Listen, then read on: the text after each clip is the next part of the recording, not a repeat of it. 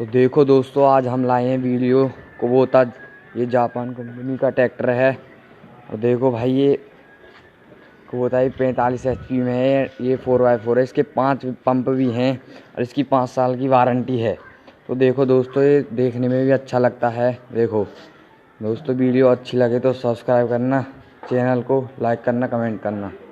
देखो दोस्तों, इसमें 4 पंप भी होते हैं। देखो, ये 4x4 को करना है जैसे करते हैं ये वाला। दोस्तों देखो दोस्तों।